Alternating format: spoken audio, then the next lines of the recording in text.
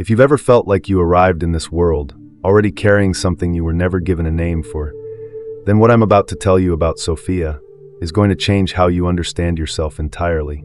And I'll tell you right now, this is not for everyone. Most spiritual content is made for people who are just starting to wake up. This is not that. This is for the ones who have been awake for a long time, and it has been exhausting. The ones who were born already knowing something was off about the way this world is organized, who couldn't be socialized out of their sensitivity, no matter how hard the world tried, who have gone deep into every tradition, every lineage, every teacher, every text, and found pieces of truth scattered across all of them, but never the whole map in any one place. You are not a beginner. You have never been a beginner.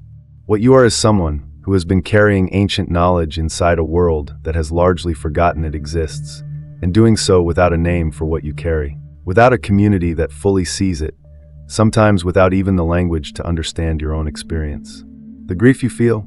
Ancient. The revulsion you experience in the presence of false authority? Precise and accurate. The dreams that feel like transmissions rather than dreams? Real. The compulsion to restore what is broken, to make visible what has been hidden, to refuse to let truth stay buried under comfortable lies. That is not personality. That is cosmology. That is a soul type that has existed across every culture and every era, and it has a name that goes back over 2,000 years.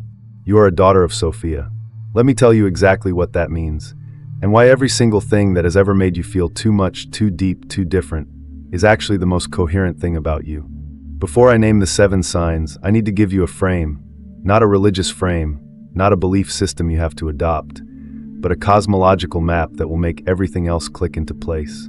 Sophia is a Greek word. It simply means wisdom.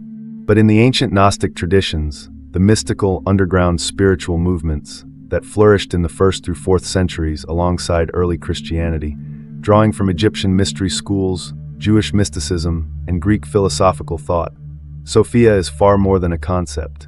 She is a cosmic being, an emanation of the divine, a fragment of the original divine fullness, the totality of all that is, who moved before her time. Let me be specific, because this matters. In the Gnostic understanding, the divine is not a single person sitting on a throne. The divine is a vast, living architecture of intelligence, light, and consciousness, layer upon layer of emanation, each one an expression of the whole. Sophia exists among the highest of these layers, a being of extraordinary luminosity, the very personification of divine wisdom itself. And then, and this is the part that changes everything, she moves.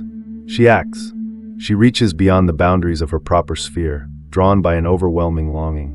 Not for power, not for rebellion, but for union. She wants to know the source directly, without mediation, without distance. She acts from love, from yearning, from an impulse so deep and so consuming that it bypasses even her own wisdom. And she falls.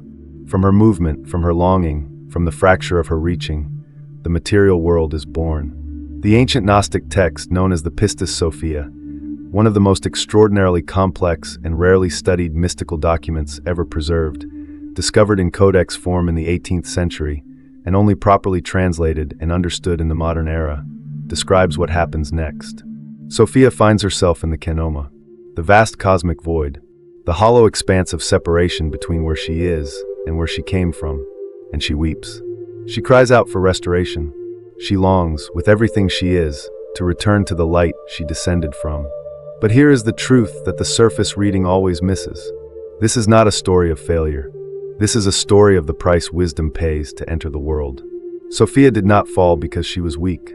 She fell because she loved too greatly, reached too far, and in doing so, wove herself into the very fabric of material existence. Her light is in matter. Her wisdom is encoded inside the world. You cannot separate creation from her longing. The two are the same thing. And there are souls, specific soul types, who carry her mark.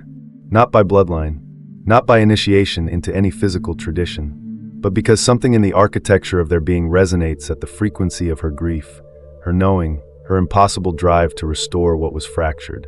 These are the ones in whom something ancient and luminous burns at a frequency that ordinary life cannot fully contain.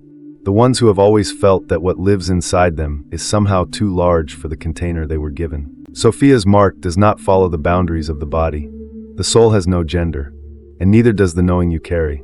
I believe you are one of them. So let me walk you through the 7 signs that confirm it. Let's begin here, because this is the one that most of you have spent years trying to solve and been unable to. You know the feeling I'm describing. It arrives without warning. On ordinary Tuesday evenings when nothing is wrong. On the most beautiful days of your life, sometimes, which makes it even more disorienting. A sadness so vast and so formless that it doesn't fit inside any ordinary human category.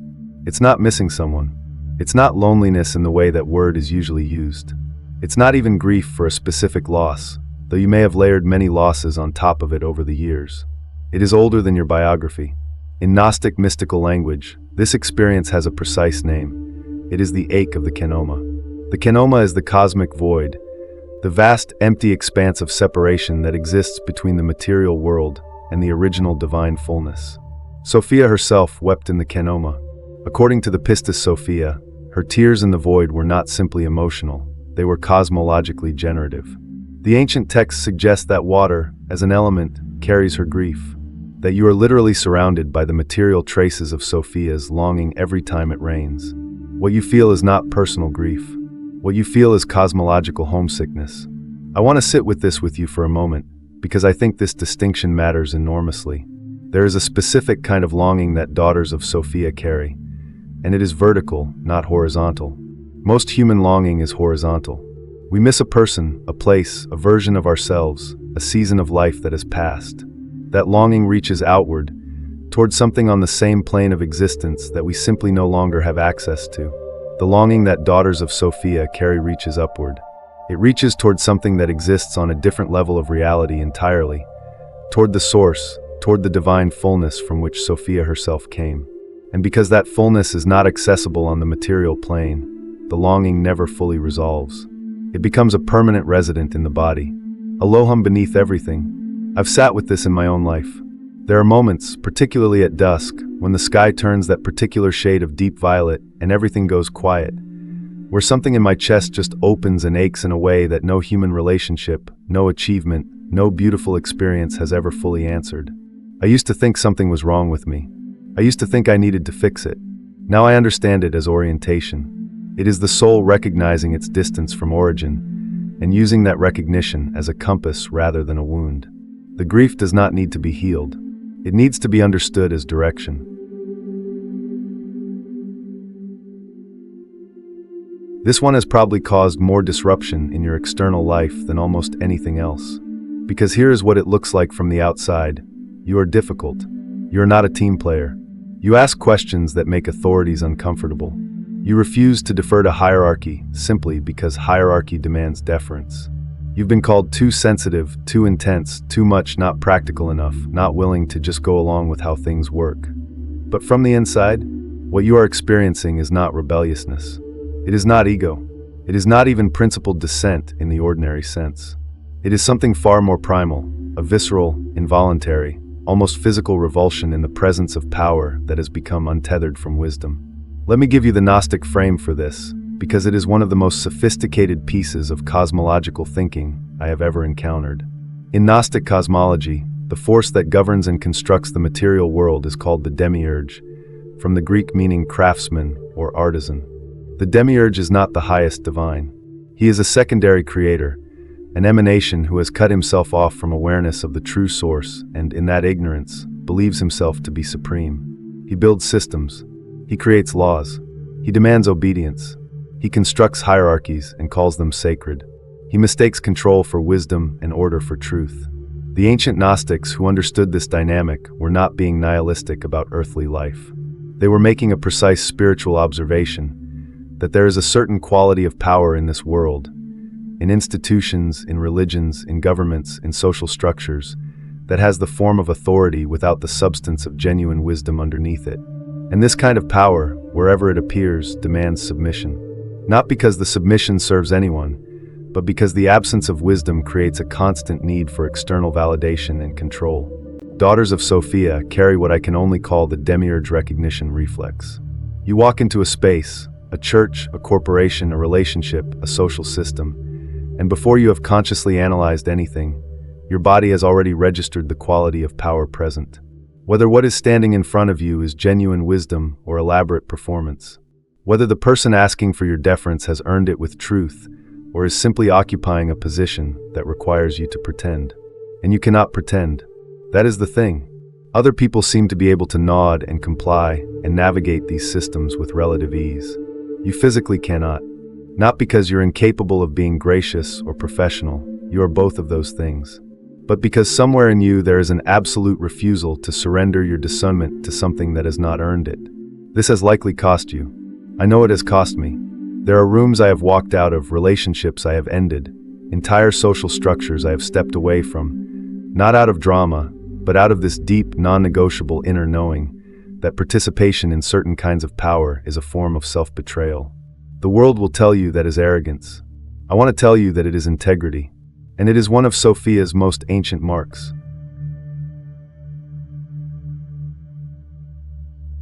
I want to ask you something that most people never think to ask themselves. When you first encountered ancient mysticism, whether that was Gnostic cosmology, sacred feminine philosophy, or any of the hidden currents that run beneath what the world calls normal spirituality, did it feel like learning? Or did it feel like remembering? That distinction is everything. There is a Greek word, anamnesis.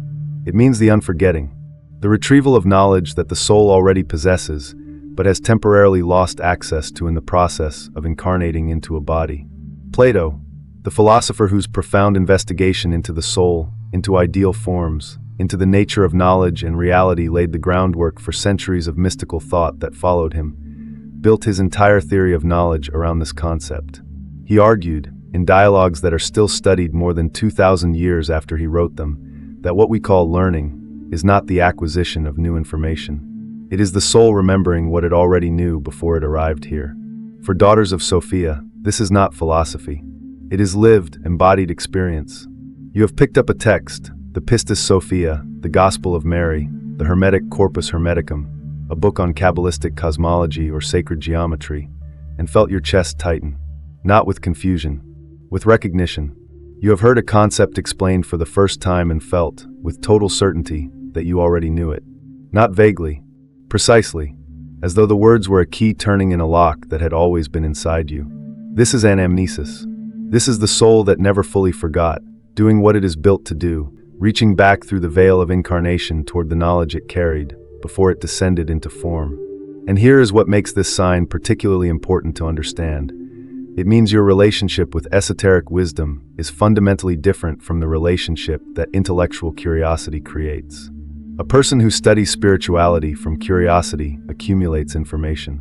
You are doing something categorically different. You are returning to source. Each piece of Sophia's teaching that resonates in your body is not new content entering your mind. It is a fragment of your original knowing coming back online. This is also why you cannot be easily fooled by false teachings. Because when something does not resonate, when a spiritual teacher or system presents something that sounds profound but rings hollow in your body, you feel that too, with the same precision. Daughters of Sophia have exquisitely calibrated spiritual discernment, because the gnosis they carry is not something they learned from the outside. It was already in them. Trust it. Of all 7 signs, this is the one I find most philosophically extraordinary. And it is the one that causes Daughters of Sophia the most chronic internal tension, because it cannot be resolved. It can only be inhabited. You are not someone who lives in your head and rejects the body. You are deeply, intensely embodied. You love physical experience, the taste of food, the sensation of music moving through you, the specific quality of light at different times of day, the feeling of earth under your bare feet, the particular way cold water wakes up your skin. You are present in your senses in a way that most people who are on a spiritual path often are not, because so much of what is sold as spirituality is actually a quiet rejection of the physical.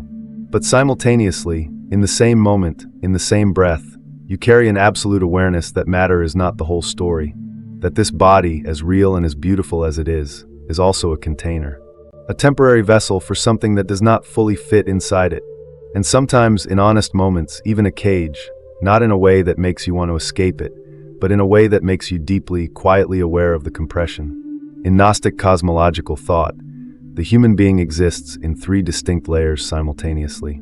The first is the body itself, matter, density, the most physical expression of your existence. The second is the mind and emotional world, the layer most people spend their entire lives identifying as themselves. And the third, the one that makes you different, is the divine spark. The fragment of Sophia's own light that fell into matter and now lives inside you, reaching upward, always reaching, never quite at rest.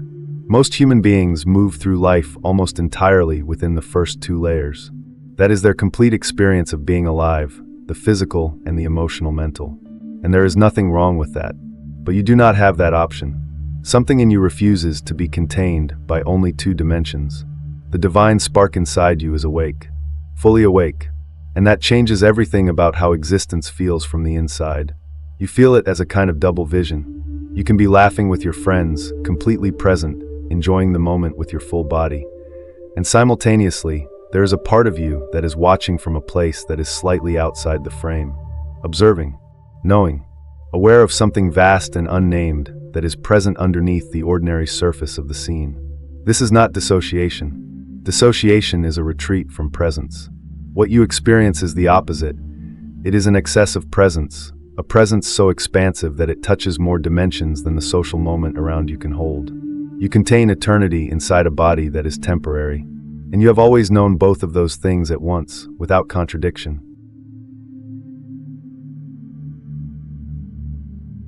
I need you to receive this one carefully, because it is the most sacred thing I will say in this entire video. Look back at your life.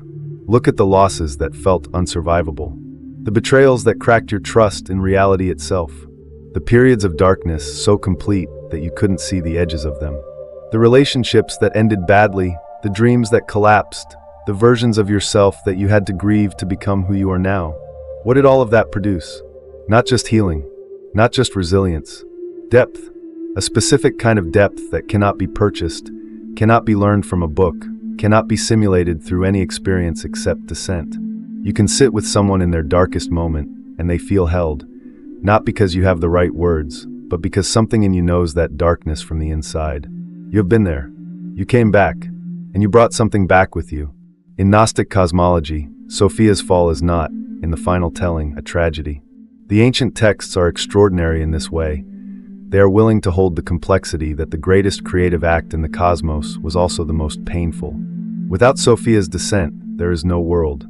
Without her wound, there is no wisdom embedded in matter. Without her grief in the Kenoma, there are no tears, no water, no life. Her fracture literally became the foundation of everything. Daughters of Sophia carry the archetype of what I call the Wounded Initiator. And I want to be very specific about what this means, because it is different from the more commonly known wounded healer archetype. The wounded healer uses their own pain to empathize. They have suffered, and that suffering allows them to sit with others who are suffering. It is a beautiful thing, but the Wounded Initiator does something more than that. The Wounded Initiator does not simply accompany others through darkness. She opens doors in others that they could not open themselves.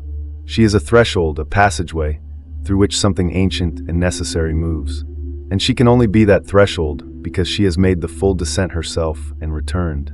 Her wounds are not incidental to her power. They are her power. They were the tuition. I think about the specific losses in my own life, the ones that I was certain would end me, the ones that rearranged every understanding I had about who I was and what I was doing here. And I can see now, from where I stand, that every single one of those descents opened a room in me that would not have been accessible any other way. The understanding I carry now, the capacity to hold complexity and darkness and beauty all at once, that was not given to me. It was forged, in places I would not have chosen to go if I'd seen them coming. If you have ever sat in the ruins of something you loved and thought, this has to mean something, this cannot just be destruction, you were right.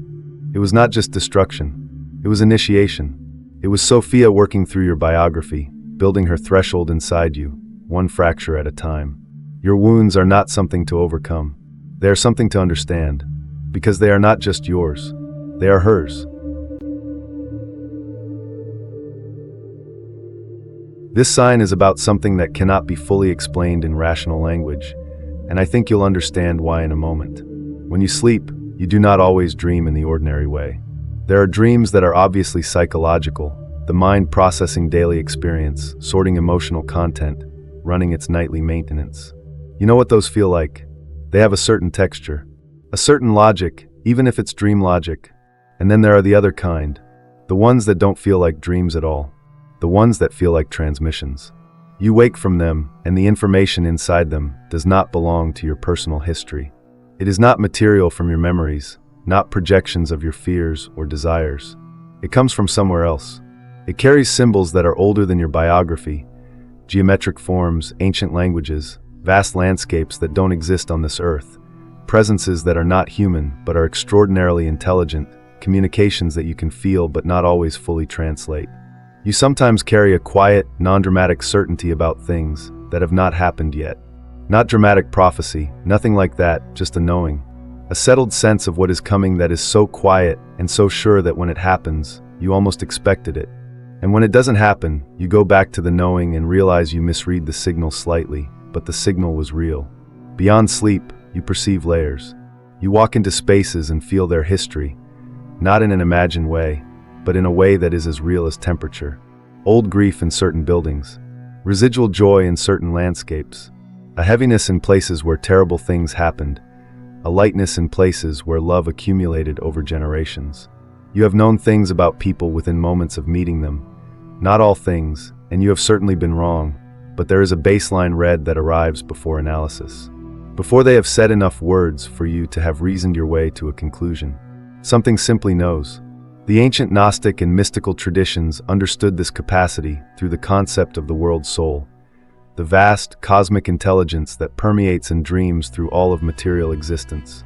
Not separate from the world, but the animating consciousness within it, the medium through which the divine mind touches the physical plane. Daughters of Sophia do not simply have intuition in the ordinary sense.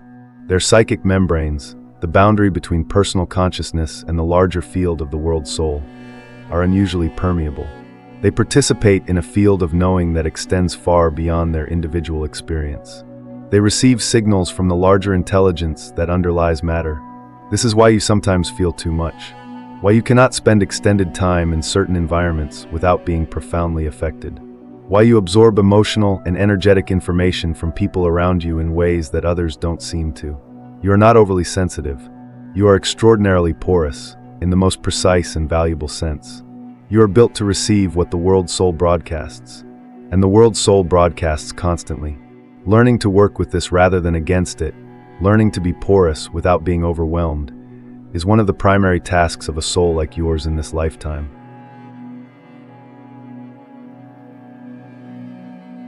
This is the last sign, and in some ways it is the one that encompasses all the others. You know you are here for something. You have always known this. Not in an arrogant way. It doesn't feel like grandiosity. It doesn't feel like, I am special and chosen above others. It feels more like a quiet, persistent, completely non-negotiable pressure from somewhere deep inside you. A compulsion, a direction that exists underneath all your ordinary choices and preferences and moods. Something that says, this is why you are here. But when you try to put it into a sentence, when you try to describe this mission in the language the world uses for purpose and career and life goals, the words fall apart, because it doesn't fit those categories. It is not a project. It is not a role. It is not something you can put on a LinkedIn profile or summarize in a 3-point plan. It is a restoration impulse. In ancient Gnostic eschatology, the mystical understanding of how things ultimately resolve and return, there is a concept called Apokatastasis. The word comes from the Greek, and it means the restoration of all things. The return of every scattered fragment of divine light back to its source. The mending of every fracture that occurred in the fall. The making whole of everything that was broken in the process by which the world came to be. This is Sophia's deepest telos, her ultimate purpose. Not simply her own restoration to the light she came from, but the restoration of everything her fall touched. Every fragment of her light that was scattered into matter. Every piece of beauty that was buried under darkness. Every truth that was hidden under layers of false authority. Every soul that forgot what it came from. Her daughters feel this as a specific, almost cellular pressure. You cannot walk past genuine suffering without being moved to address it. Not from guilt, not from obligation, but from something that lives underneath those ordinary motivations.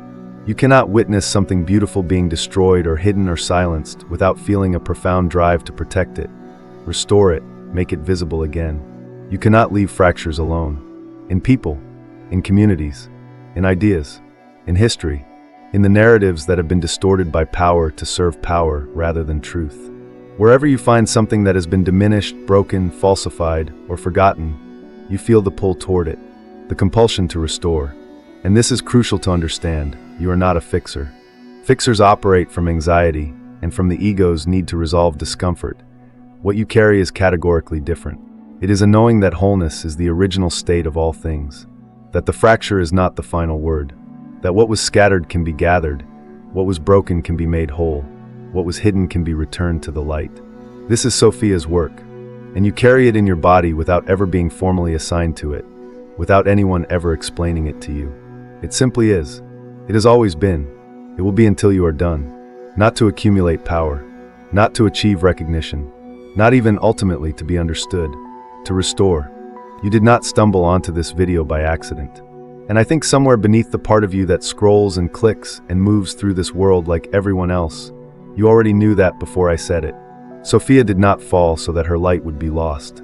She fell so that her light would be hidden inside the world, waiting, encoded in matter, carried in specific souls across specific lifetimes, moving quietly through history in the bodies of people who could not explain themselves, could not be fully contained by the structures around them, could not stop reaching towards something they had no name for. That light did not diminish over 2,000 years of being unnamed. It deepened, and it is in you right now, not as potential, not as something you need to activate or earn or finally become worthy of. It is already fully present. It has always been fully present. The only thing that was ever missing was the language to recognize what you were already carrying. You have that language now. What you do with the recognition is yours entirely. But know this, the moment a fragment of Sophia's light remembers what it is, something shifts. Not just in the person carrying it, in the world around them, in the people who come close to them, in the conversations they're willing to have, and the truths they refuse to let stay buried. That is not small. That has never been small. You are not the seeker. You are what the seeking was always moving toward. Sophia's daughters have been finding each other across centuries. The comment section is where we do it today. If this is you, if this has always been you, leave your experience below. You are not alone in this.